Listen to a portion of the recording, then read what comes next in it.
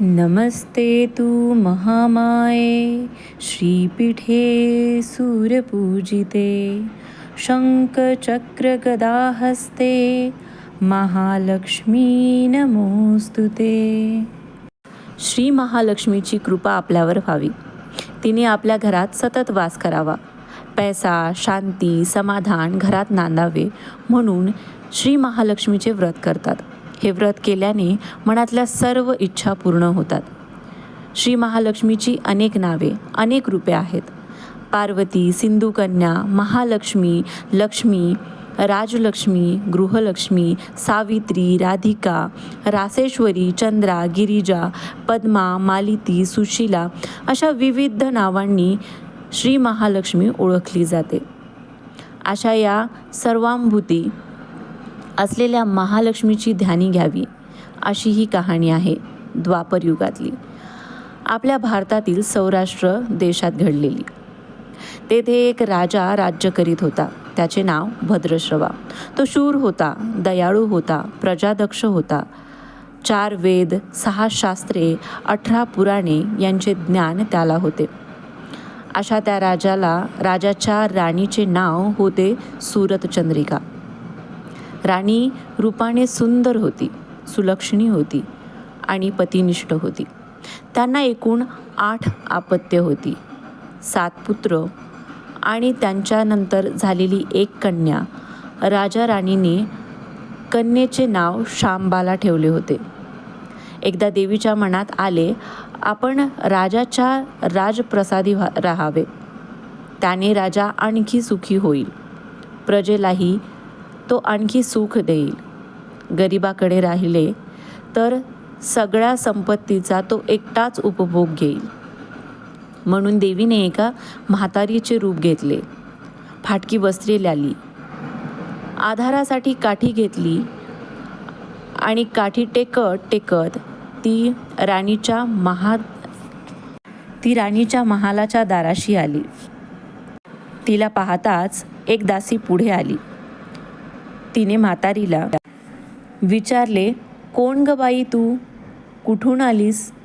काय काम काढलंस? तुझं नाव काय? गाव काय? काय हवं तुला? म्हातारीचे रूप घेतलेली महालक्ष्मी म्हणाली, माझं नाव कमलाबाई, द्वारकेला राहते मी, तुझ्या राणीला भेटायला आली आहे। कुठे आहे ती? दासी म्हणाली, राणीसाहेब महालात आहेत, त्यांना सांगायला गेले तर त्या माझ्यावरच रागावतील, तुला त्या कशा भेटतील? तुझा अवतार पाहून तुला त्या हाकलूनच देतील, तू येथून थोडा वेळ आडोशाला थांब। म्हातारीला राग आला। ती संतापून म्हणाली, तुझी राणी गेल्या जन्मी एक वैश्याची पत्नी होती। तो वैश्य फार गरीब होता, त्यातून त्या दोघांची नेहमी भांडणे होत। नवरा तिला मारहाण करीत।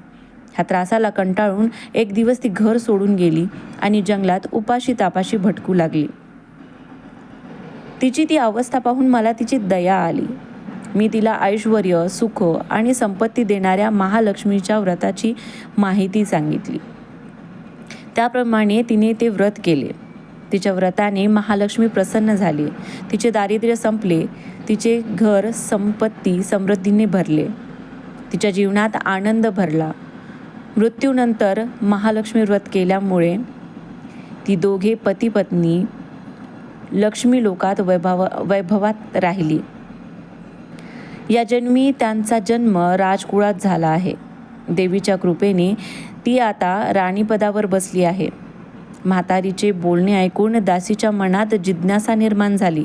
तिने म्हातारीला पाणी दिले, नमस्कार केला आणि म्हणाली, मला सांगाल ते व्रत मी करीन ते नेमाने, उठणार नाही, मातणार नाही, घेतला वसा टाकणार नाही।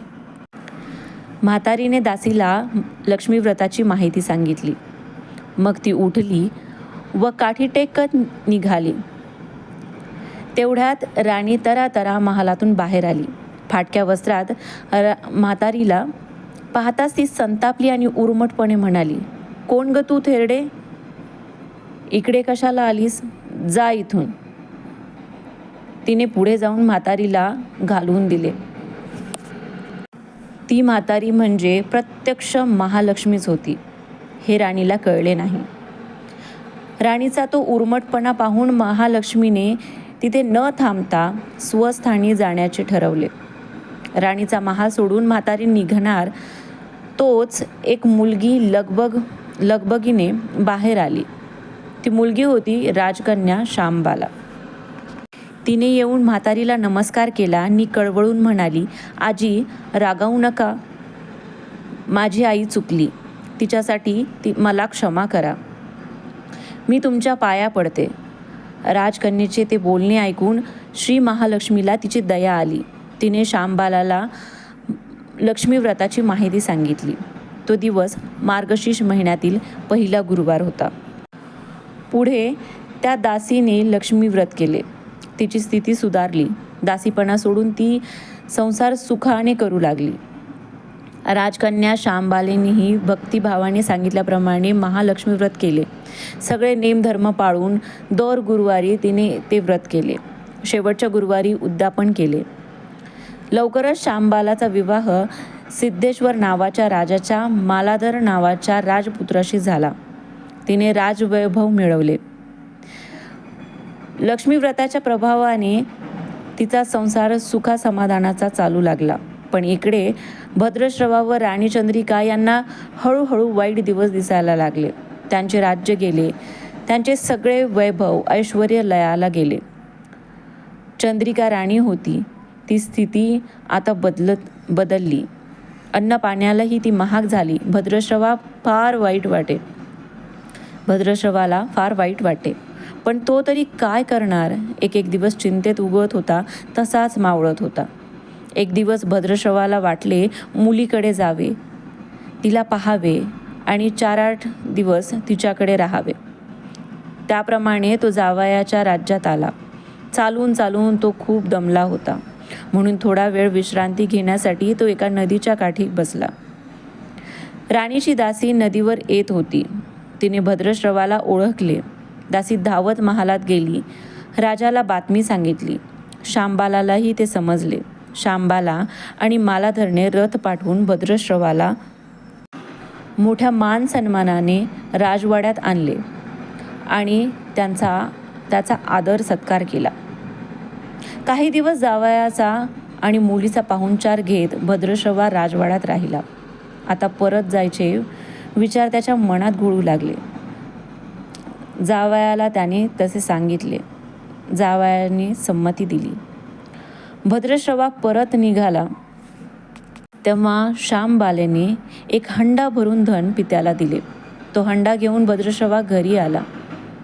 मुलीने धनाने भरलेला हंडा दिला आहे हे ऐकून सूरजचंद्रिकेचा आनंद गगनात मावेना. घाईघाईने ती हंड्यावरचे झाकण काढले. आत पाहते तर काय, हंड्यात धन नव्हतेच, होते फक्त कोळसे.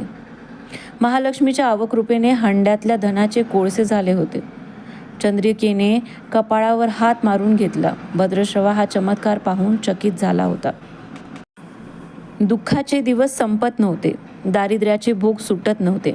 सूरजचंद्रिकेला एक दिवस काढताना जीव मेटाकुटीला येत होता. एक दिवस सूरजचंद्रिकेच्या मनातही लेकीला भेटण्याची इच्छा निर्माण झाली. त्याचप्रमाणे ती लेकीच्या घरी जाण्यासाठी निघाली. तो दिवस मार्गशीर्ष महिन्यातला शेवटचा गुरुवार होता. सूरजचंद्रिका लेकीच्या घरी पोहोचली तेव्हा शांबाला व्रताचे उद्यापन करीत होती. शांबालीने आईकडूनही महालक्ष्मी व्रत करून घेतले. 4 दिवस मुलीकडे राहून सूरजचंद्रिका परत आपल्या गावी आली.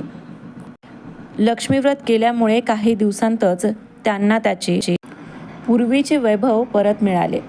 राज्यप्राप्ती झाली. पुढे काही दिवसांनी आई वडिलांना भेटण्यासाठी म्हणून शांबाला माहेरी आली. पण बाप भेटायला गेला असताना त्याला शांबालेने कोळसा भरलेला हंडा तरी दिला होता. पण आपल्याला मात्र काहीच दिलं नाही हा राग राणीच्या मनात होता. त्यामुळे शांबालेचे व्हावे तसे स्वागत कोणी केले नाही.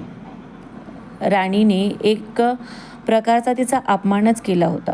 पण शांबालेच्या आईला राग आला नाही. ती पुन्हा आपल्या घरी जाण्यासाठी निघाली. निघताना तिने पूर्वी बापाला दिलेला हंडा परत घेतला. त्यात मीठ भरले व तो हंडा घेऊन ती आपल्या सासरी आली. स्वगृही आल्यावर मालाधरने श्यामबालेला विचारले, माहेरहून काय आणलं आहेस? श्यामबालेने बरोबर आणलेल्या हंड्याकडे बोट दाखवले. मालाधरने झाकण काढून पाहिले तर हंड्यात मिठाचे खडे. मालाधरने चकित होत पत्नीला विचारले, हे काय? या मिठाचा काय उपयोग? श्यामबाला म्हणाली, थोडं थांबा म्हणजे कळेलच. त्या दिवशी श्यामबालेने कुठल्याच पदार्थात मीठ घातले नाही. सगळेच पदार्थ अळणी. मालाधर जेवायला बसल्यावर तिने त्याला सगळे पदार्थ वाढले. सगळे जेवण त्याला अळणी लागले. मग श्यामबालेने पाण्यात थोडे मीठ वाढले. अन्न पदार्थात ते मिसळताच बेचव अन्नाला चव आली. हा मिठाचा उपयोग, श्यामबाला पतीला म्हणाली. मालाधरलाही तिचे म्हणणे पटले. थोडक्यात जे काही महालक्ष्मी व्रत श्रद्धेने आणि मनोभावे करतील त्यांना श्री महालक्ष्मी प्रसन्न होऊन त्यांच्यावर तिची कृपा होईल.